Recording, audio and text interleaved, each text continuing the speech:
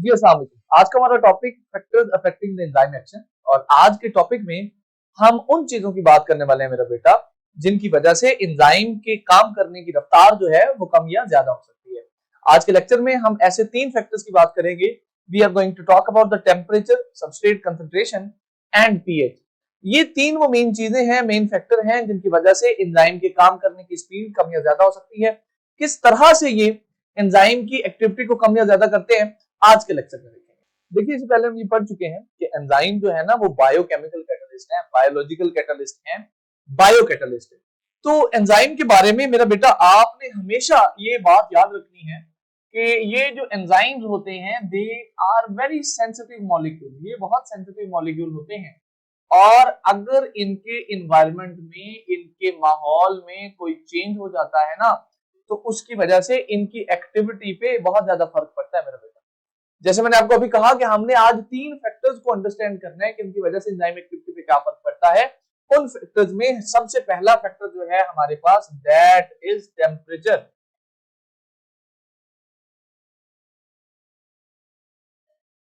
आइए जनाब अब जरा टेम्परेचर को अंडरस्टैंड करने की कोशिश करते हैं कि टेम्परेचर का क्या मतलब है, टेम्परेचर किस तरह से एंजाइम की एक्टिविटी को डैमेज करता है। देखिए बेटा केमिस्ट्री का एक जनरल कॉन्सेप्ट है कि हाई टेम्परेचर होगा जब तो हाई मोशन ऑफ मॉलिक्यूल। जब भी टेम्परेचर ज्यादा होता है ना तो उस सब्सटेंस के मॉलिक्यूल्स की मोशन ज्यादा हो जाती है। इसके पीछे बैक एंड पे रीजन ये होती है कि उन मॉलिक्यूल्स की काइनेटिक एनर्जी बढ़ जाती है। आई होप आपने केमिस्ट्री में पढ़ा होगा, जब टेम्परेचर बढ़ता है तो मॉलिक्यूल्स की काइनेटिक एनर्जी बढ़ जाती है, इसकी वजह से उनकी मूवमेंट भी बढ़ जाती है। ये एक जनरल अंडरस्टैंडिंग है।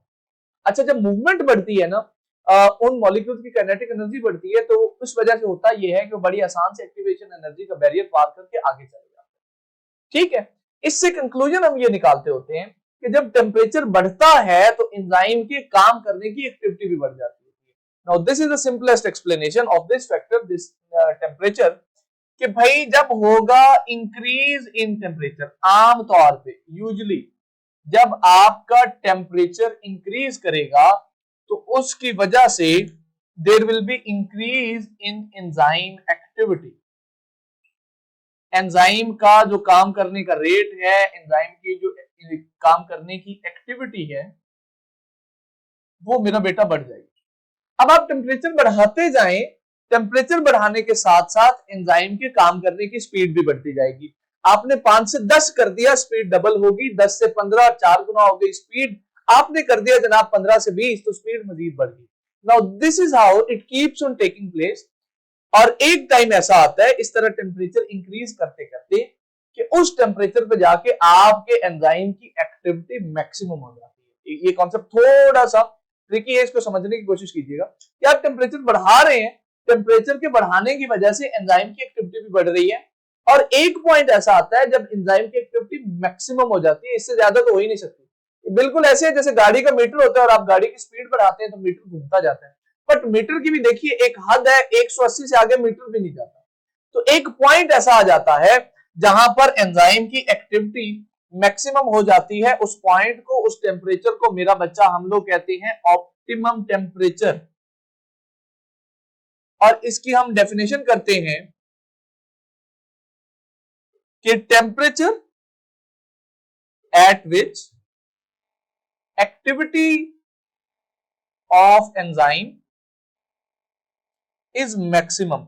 भाई वो टेम्परेचर मेरा बेटा जिसपे एंजाइम की जो एक्टिविटी है वो मैक्सिमम होती है, इससे ज्यादा तेजी से, इससे ज्यादा स्पीड से एंजाइम काम ही नहीं कर सकता जनाब। इस टेम्परेचर को ऑप्टिमम टेम्परेचर कहते हैं। ह्यूमन बॉडी के जितने भी एंजाइम है मेरा बेटा उनका जो ऑप्टिमम टेम्परेचर है वो है जनाब 37 डिग्री सेल्सियस। ह्यूमन बॉडी के जो एंजाइम्स हैं उनको मैक्सिमम स्पीड के साथ काम करने के लिए जो टेम्परेचर चाहिए है ना वो 37 डिग्री है, इसीलिए हमारी बॉडी का टेम्परेचर भी 37 डिग्री है। अब अगर ये सवाल आपको एग्जाम में पूछा जाता है तो आपने इसकी डिस्क्रिप्शन तो लिखनी ही लिखनी है जनाब। आपको कुछ इस तरह का एक ग्राफिकल रिप्रेजेंटेशन का भी काम करना पड़ेगा। अब इस ग्राफ को जरा गौर से देखिए, यहां तो हो ये रहा है, एक्स एक्सिस पे टेम्परेचर है, वाई एक्सिस पे हमारे पास एंजाइम का रेट है। ठीक है, तो जब हम टेम्परेचर बढ़ाते हैं, ध्यान दीजिए, तो ये कर्व ऊपर को जा रही है, इसका मतलब ये वही बात जो मैंने आपको यहां समझाई।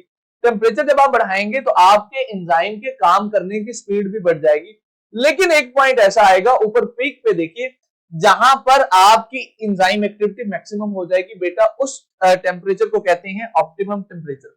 अब यहां से जो अगली बात है ये बहुत इंटरेस्टिंग है, और वो ये है, आप जब ऑप्टिमम टेम्परेचर से भी आगे टेम्परेचर बढ़ाते हैं ना, फिर एंजाइम की एक्टिविटी कम होना शुरू हो जाती है। अच्छा, ये कम क्यों होती है? इसके लिए हमारे पास कॉन्सेप्ट है डीनेचरेशन ऑफ एंजाइम का।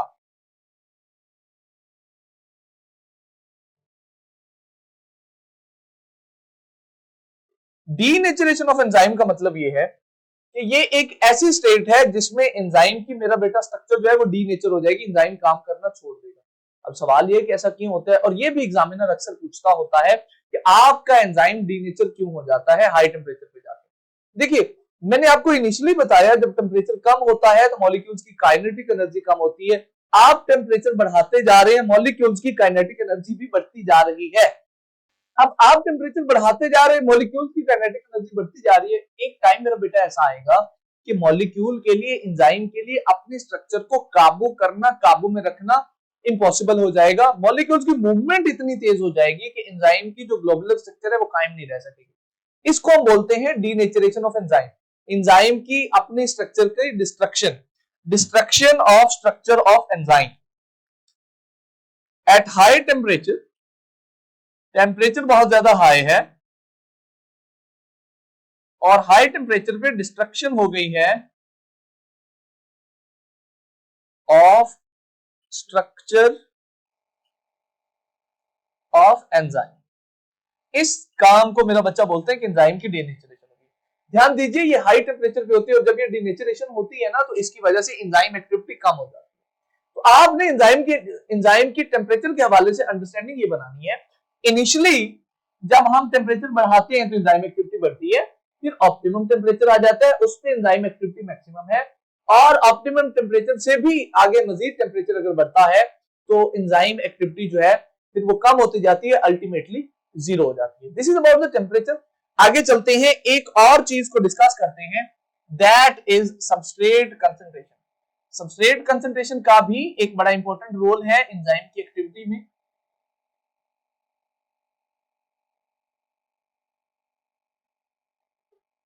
इसका ट्रेंड भी, इसकी अंडरस्टैंडिंग भी मेरा बेटा मिलती जुलती है विद द टेम्परेचर। इनिशियली जो सबस्ट्रेट कंसंट्रेशन का इंपैक्ट है एंजाइम के ऊपर, वो बिल्कुल उस तरह है जिस तरह टेम्परेचर का। और वो इंपैक्ट क्या है कि when you increase substrate concentration, जब आप सबस्ट्रेट कंसंट्रेशन बढ़ाते हैं तो उस सबस्ट्रेट कंसंट्रेशन के बढ़ाने की वजह से there will be an increase in rate of enzyme activity। उसकी वजह से आपकी एंजाइम एक्टिविटी भी मेरा बेटा उतनी बढ़ जाए। अब ये सबसे जनरल, सबसे सिंपल, सबसे कॉमन अंडरस्टैंडिंग। अच्छा, इनिशियली तो ये होगा, लेकिन जब आप सबस्ट्रेट कंसंट्रेशन बढ़ाते जाएंगे, बढ़ाते जाएंगे, बढ़ाते जाएंगे, तो एक पॉइंट ऐसा आएगा कि उसके बाद आप जितना मर्जी सबस्ट्रेट बढ़ा ले, एंजाइम की एक्टिविटी पे को जो है ना वो फर्क नहीं पड़ेगा। एक्चुअली उस वक्त एंजाइम की जो सारी एक्टिव साइट्स है ना वो फिल हो चुकी होती है, और उस पॉइंट को हम कहते हैं मेरा बेटा सैचुरेशन पॉइंट। अब सैचुरेशन पॉइंट एक ऐसी सिचुएशन है, एक ऐसा मरला है when all the active sites of enzyme are occupied. So जब तक सैचुरेशन पॉइंट अचीव नहीं ना होता, तब तक आप बढ़ाते जाए सबस्ट्रेट कंसंट्रेशन, एंजाइम की एक्टिविटी बढ़ती जाएगी, बढ़ती जाएगी, बढ़ती जाएगी। जब सैचुरेशन पॉइंट अचीव हो गया तो उसके बाद आप जितना मर्जी सबस्ट्रेट बढ़ा ले, एंजाइम की एक्टिविटी नहीं बढ़ेगी। अब सबस्ट्रेट कंसंट्रेशन का जो ग्राफ है बेटा हमारे पास, वो कुछ इस तरह का बनता है। इनिशियली ये ग्राफ बिल्कुल उस तरह है जैसे हमारे टेम्परेचर का ग्राफ है, कि आप जब सबस्ट्रेट कंसंट्रेशन बढ़ाते जाते हैं तो उसकी वजह से एंजाइम एक्टिविटी भी बढ़ती जाती है, और जब सैचुरेशन पॉइंट आ जाता है तो वहां पे जाके फिर ये जो हमारी लाइन है, कर्व है, ये बिल्कुल स्ट्रेट हो जाती है। इसका मतलब ये है कि अब आप जितनी मर्जी सबस्ट्रेट कंसंट्रेशन बढ़ा लें, अब जो एंजाइम एक्टिविटी है उस पे इसका बिल्कुल भी असर नहीं होगा।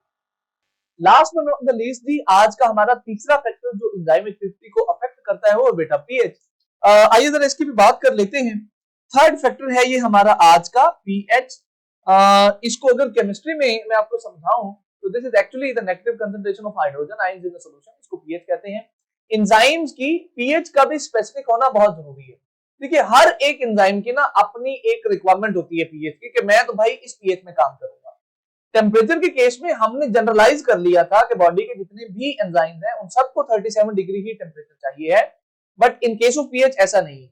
बॉडी में जितने भी एंजाइम मौजूद हैं हर एक एंजाइम को एक खास पीएच चाहिए होती है बेटा, और वो उसी पीएच पे मैक्सिमम काम करता है, और उस पीएच को हम नाम देते हैं जनाब ऑप्टिमम पीएच का। जैसे ऑप्टिमम टेम्परेचर था इसी तरह ऑप्टिमम पीएच होती है, यानी ये वो पीएच है जिसपे एंजाइम मैक्सिमम काम करेगा। लेकिन ऑप्टिमम पीएच और ऑप्टिमम टेम्परेचर में फर्क ये है कि ऑप्टिमम टेम्परेचर सब एंजाइम्स के लिए सिमिलर है, बट ऑप्टिमम पीएच सब एंजाइम्स के लिए सिमिलर नहीं होती। मैंने आपको बताया कि हर एंजाइम की अपनी एक स्पेसिफिक रिक्वायर्ड ऑप्टिमम पीएच होगी जिसपे वो मैक्सिमम काम करेगा, तो और उस पीएच को हम ऑप्टिमम पीएच कहेंगे। अच्छा, एंजाइम एक्टिविटी का जो ग्राफ है पीएच के हवाले से वो बेटा हमारे पास कुछ इस तरह का बनता है कि ऑप्टिमम पीएच पे हमारी जो एक्टिविटी है एंजाइम की वो मैक्सिमम है। अगर पीएच ऑप्टिमम पीएच से कम है फिर भी एक्टिविटी कम है, अगर पीएच ऑप्टिमम पीएच से ज्यादा है फिर भी एक्टिविटी कम है। हमें क्या करना है एंजाइम की मैक्सिमम वर्किंग के लिए कि पीएच जो है वो ऑप्टिमम है। अब यहां पर कुछ एग्जांपल्स भी हम डिस्कस करेंगे उन एंजाइम्स की जो मुख्तलिफ पीएच पे काम करते हैं। अब इसमें हमारे पास जो पहली एग्जांपल है दैट इज ऑफ पेप्सिन। ये पेप्सिन एंजाइम जो है ये मेरा बेटा एसिडिक पीएच पे काम करता है।